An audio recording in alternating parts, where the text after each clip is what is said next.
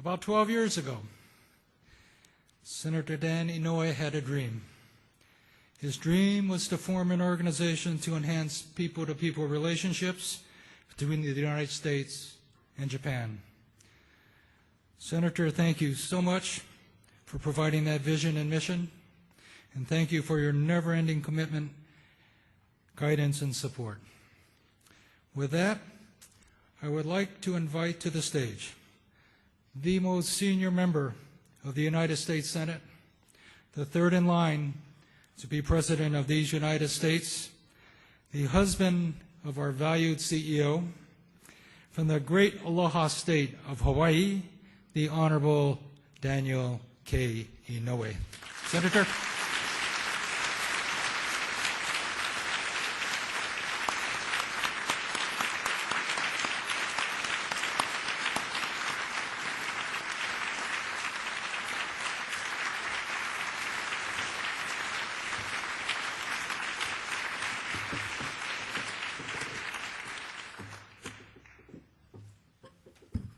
Aloha. In the United States Senate, as part of our parliamentary procedure, there is a very simple phrase. Mr. President, I wish to associate myself with the remarks of Senator so-and-so. In my case, I'd like to associate myself with the remarks of Tom Eno this morning. I don't have to give a long speech now. I'm a constitutionalist. There's a phrase in there that says the purpose of this country is to maintain defense and maintain domestic tranquility. I'm here because I want to maintain domestic tranquility.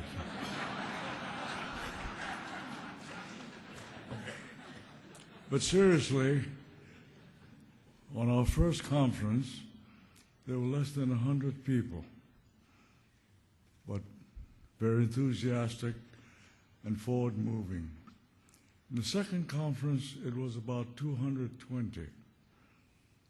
This conference has over 350, and the leaders had to turn away applicants. This mission of people to people is working. I've seen the scholarship programs. I've seen the student exchange programs. I've seen business developing on both sides of the ocean. Yes, it's very important. But I notice, I can tell when the activities of the council gets heavy. When we started 3 years ago, my wife Irene used to get up at about 6:30 in the morning. Then she started getting up at 6 o'clock. This morning she got up at 5:30. I know you're getting busy, but please give me back, Irene.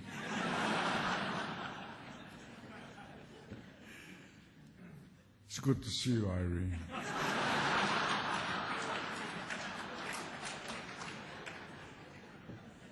This morning I have the great privilege and honor of presenting you two extraordinary Americans to share their thoughts with you.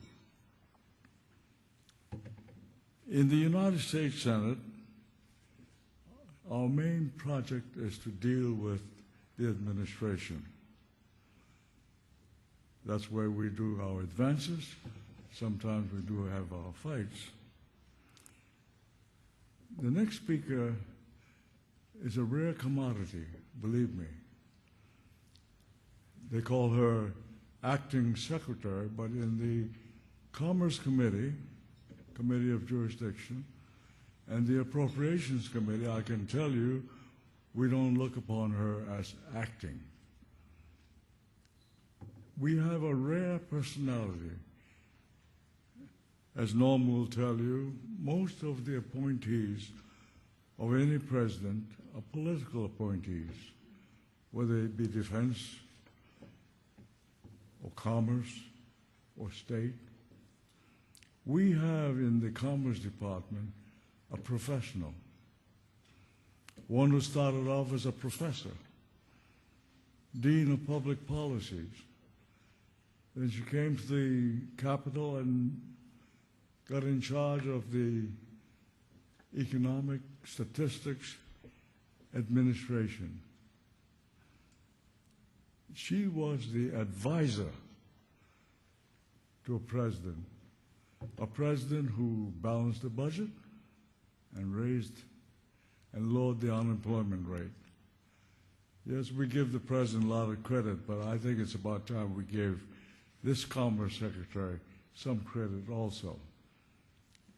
Then she became the head of the Census Bureau and the Statistics Administration. What she did was amazing for the members of the Congress. She not only met the deadline, she not only did the work, but she improved the statistics. And in doing that, she also saved $1.6 billion. And in our shop, that makes a big point. So, ladies and gentlemen, it's my pleasure to introduce Professor, Dean, Director, and Secretary of Commerce, Rebecca Blank.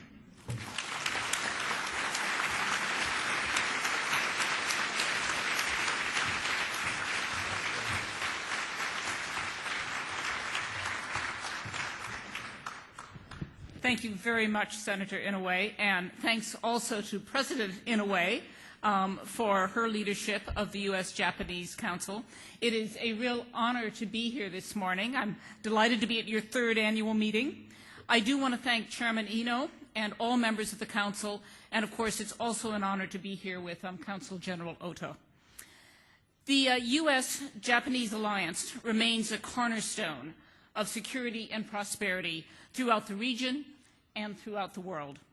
It is clear that many of the people sitting in this room have been important in helping to nourish the strong, ongoing relationship between the United States and Japan. And I would evoke, as the earlier speaker did, the 100th anniversary of the most vivid and visible gift between these two nations, which was the cherry trees from the Japanese government to the United States. It's those blossoms that every year symbolize and remind people of how close this friendship is. This has taken on deeper meaning in the past 5 years as both countries have worked together to confront challenges and to overcome adversity. And that's what I want to speak about today. The first challenge, of course, was the most recent recession. In the fall of 2008, the financial system in the United States was on the brink of collapse. Stocks were plummeting, as were housing values. When President Obama took office, we were losing 750,000 jobs a month. That's more than the population of Seattle, monthly. As you all know, Japan's economy, in part because of its very strong export-oriented growth, was also hit hard by the global slowdown in 2008 and 2009.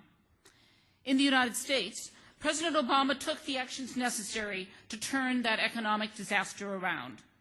The Recovery Act that the President signed prevented the loss of another 1.5 to 3 million additional jobs, according to independent analysts. We stabilized our financial system through the actions of the Treasury Department. And President Obama prevented the U.S. auto industry and its extensive supply chain from going bankrupt. Within 5 months of the beginning of this administration, the economy stopped contracting and economic growth began. We've now had 3 years of steady growth, with 5.2 million new jobs created in the past 31 months. And we're moving in the right direction. Growth is stable. It is perhaps a little slower than anyone in this room would like, but the challenges or the concerns about double-dip recessions are simply not out there. We are moving steadily forward in economic growth. Unemployment has fallen substantially, and those of you who saw the news this morning, which was a further substantial drop in the unemployment rate down to 7.8%, clearly again, we have more progress to make but we are moving in the right direction and need to keep moving in that direction. We have faced some strong ongoing headwinds that we couldn't control, including the crisis in the Eurozone and several oil price spikes. But despite that, the U.S. economy has continued to grow. And that's good news for both the U.S. and Japan, two of the world's strongest economic powers. As U.S. growth has strengthened, we have several opportunities on the horizon to expand our already strong bilateral economic and commercial relationship. Let me start with the area of bilateral trade, something we care a lot about at the Department of Commerce. Much of that trade goes in and out of the ports here in the Pacific Northwest. The two-way trade of goods between the U.S. and Japan is quickly returning to the levels that we saw before the recession hit, over $190 billion last year. If the second half of 2012 is as strong as the first half, we will break another record. The Commerce Department has been hard at work to help meet Japanese demand for made-in-America goods and services.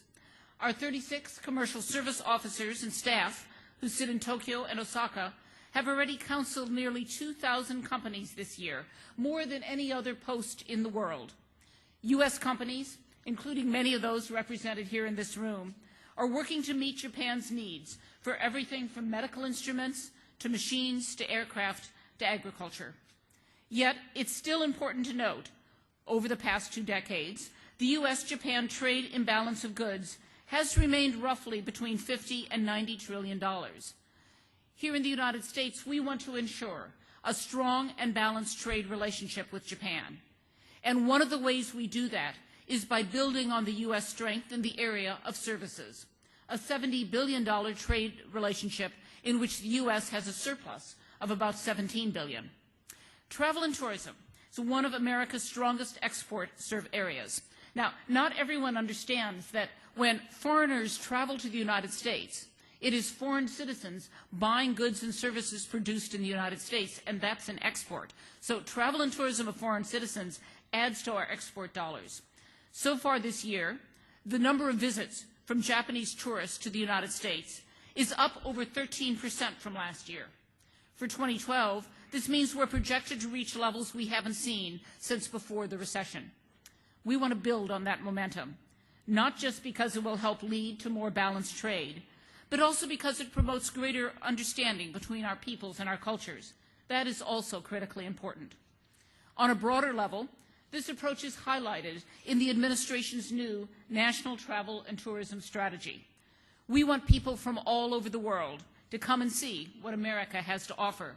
That's why we're working across government and with the private sector on a series of improvements, ranging from streamlined visa processing to better customer service by Border Patrol officers at airports, to more support for the many small businesses and tourism agencies in this industry in the U.S. For example, the Commerce Department recently awarded a grant to the Mississippi River Parkway Commission, which they are going to use specifically to target more Japanese tourists to come to see sites along the Mississippi River. The organization already has a website in Japanese. They're going to leverage their new funds to advertise further in the Japanese market and to build a social media app that will allow Japanese tourists to explore up to 70 sites along the river with explanations about why these sites are important and what's here in the Japanese language. Beyond sector-specific efforts to foster more U.S. exports and more balance in our trade relationships, there are broader opportunities as well. The Trans-Pacific Partnership negotiations are a good example. With Canada and Mexico joining next week, a total of 11 countries are either members or negotiating to join the TPP. It's been nearly a year since Japan announced its desire to start consultations with TPP members on the possibility of its participation in negotiations. The U.S. has welcomed that interest, and our consultations with Japan continue, just as it has with other countries that expressed interest earlier. We look to Japan to be prepared to meet the TPP's high standards for liberalizing trade, including specific issues that are of concern to the United States. This includes removing barriers, including non-tariff barriers, to trade in the manufacturing, agriculture, and service sectors. The administration stands ready to continue to work with Japan to address these concerns. Beyond our trade relationship, a second key area we can build on to help speed economic recovery in both the U.S. and Japan is the area of bilateral investment. Both U.S. investment in Japan and Japanese investment here in the U.S. have grown by 20% from 2009 to 2011. That's good news, and that's what we need to build on. Japan is the second largest source of foreign direct investment into the United States. We welcome Japanese investment in the U.S. because every day about 650,000 Americans get up and go to work because Japanese-owned companies have built facilities here in the U.S. I recently gave a speech at the Council on Foreign Relations in which I talked about why the time is right for more foreign direct investment in the United States from all over the world. I talked to a lot of CEOs and business owners both at the U.S. and abroad, and particularly manufacturers are saying to me their next investment is going to be in the U.S. Why? They point to a number of things. First and most important is our long-term energy outlook, which has just changed enormously in the last several years in this country. By 2014, we're going to be producing more than 50% of our petroleum domestically. And as all of you know, the new technologies in natural gas exploration and production have given us a cost advantage over the entire world in natural gas. If you're a manufacturer with energy-intensive production, the U.S. really looks like the place to be. People also cite our strong consumer base. They're willing to bet the U.S. is going to grow faster than Europe in the near future. They talk about our universities, our skilled workforce, our productive workforce, many other issues. At Commerce, we've started a new program called Select USA that will help business leaders, including those in Japan, who see investing in the United States as their next best step.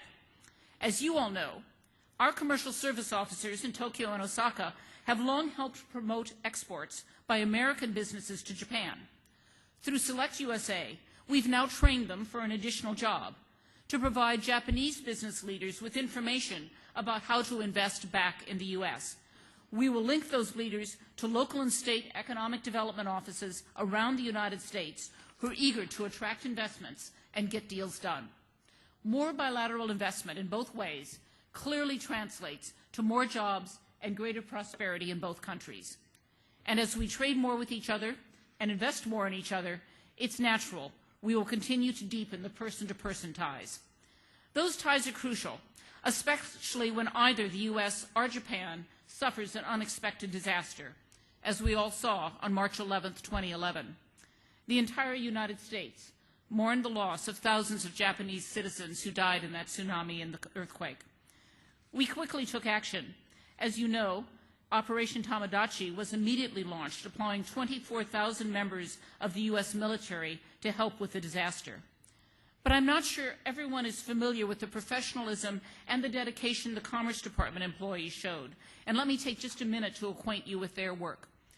Our Japan commercial service officers and trade experts, both in Japan and Washington, dropped everything when that happened.